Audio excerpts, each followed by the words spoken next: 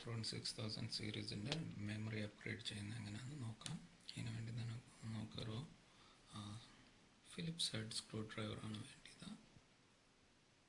ചെറിയ സൈസിലുള്ളത് A0 സൈസാണ്. So ആദ്യമായിട്ട് ഇതിൻ്റെ ലാപ്ടോപ്പ് തിരിച്ച് വെച്ചിട്ട് അതിൻ്റെ ഇത് ബാറ്ററി റിമൂവ് ചെയ്യണം. ബാറ്ററി റിമൂവ് ചെയ്യാൻ വേണ്ടിയിട്ട് ഈ ലാച്ച് ഇങ്ങോട്ട് മൂവ് ചെയ്തിട്ട് ഇവിടെ ഇതിലൊരു ഹോളിൽ നിന്നുള്ള ഇതുണ്ട്, അതെടുത്ത് റിമൂവ് ചെയ്യണം. അത് കഴിഞ്ഞ് ഇവിടെ രണ്ട് സ്ക്രൂസ് ഉണ്ട്, ഇവിടെ ഒന്ന് രണ്ട് സ്ക്രൂസ്, അത് രണ്ടും മൂവ് ചെയ്യണം.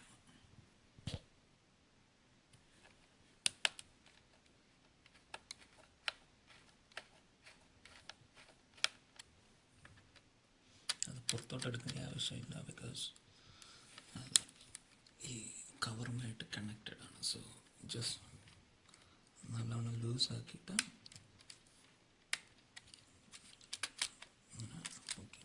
സോ രണ്ട് മെമ്മറി പീസസ് ആണ് ഇരിക്കുന്നത്. അത് റിമൂവ് ചെയ്യണമെങ്കിൽ ഈ ലാച്ച് ഇവിടെ, പിന്നെ അതിൻ്റെ ഓപ്പോസിറ്റ് സൈഡിലായിട്ട് ഇവിടെ വേറെണ്ണം കൂടെ ഉണ്ട്. അത് രണ്ടും ഈ ലാച്ചിൽ ഇങ്ങനെ പിടിച്ചിട്ട് പുറയിലോട്ട് വലിച്ചാൽ മതി. അതിപ്പം മെമ്മറിയിൽ നിന്ന് മാറിയിട്ടുണ്ട്. ഈ സൈഡിലും അതുപോലെ വന്നിട്ട്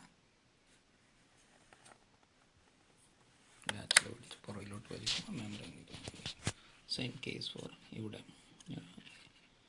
ഒരു ക്ലിപ്പ് പോലത്തെ ഒരു സാധനം, അതിങ്ങനെ പുറയിലോട്ട് വലിക്കുമ്പോൾ മെമ്മറി ഇങ്ങനെ മേളിലോട്ട് വരും. ഇപ്പുറത്തെ സൈഡിലും വന്നിട്ട് വലിക്കുമ്പോൾ മേളിലോട്ട് വരും. എന്നിട്ട് പതിയെ മേളിലോട്ടിങ്ങനെ ഊരിയെടുത്താൽ മതി. ഇതിൽ ഉപയോഗിക്കുന്ന DDR2 മെമ്മറിയാണ്. തിരിച്ച് ഇൻസേർട്ട് ചെയ്യുമ്പോൾ ഈ കട്ട്, റാമിൻ്റെ കട്ട് ഇവിടെ ഇതുണ്ടോ, ഇവിടെ അതേപോലെ തന്നെ സെയിം ഒരു കട്ടുണ്ട്. അത് രണ്ടും ഒരേപോലെ വരുന്ന രീതിയിൽ മാച്ചാക്കണം കേട്ടോ. എന്നിട്ട്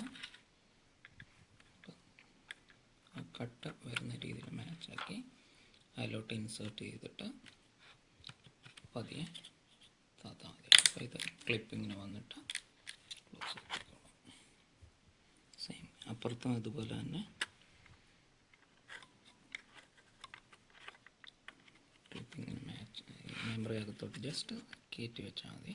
എന്നിട്ട് പതിയെ രണ്ട് സൈഡിലും പിടിച്ച് താഴോട്ട് താത്താൽ ക്ലിപ്പിനകത്തോട്ട് വന്നോളൂ. അത്രേ ഉള്ളൂ. പിന്നെ കവർ അടയ്ക്കുക.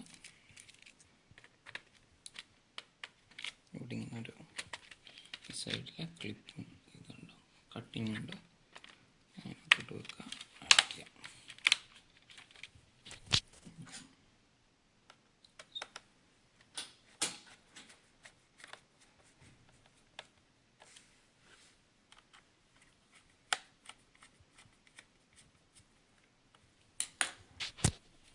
അതുതന്നെ ഇതിൻ്റെ ഫ്രണ്ട് സൈഡാണ് ഇവിടെ. അപ്പോൾ ആ സൈഡ് ആദ്യം വെച്ചിട്ട് താഴോട്ട് അമർത്തുക, അത്രേ ഉള്ളൂ.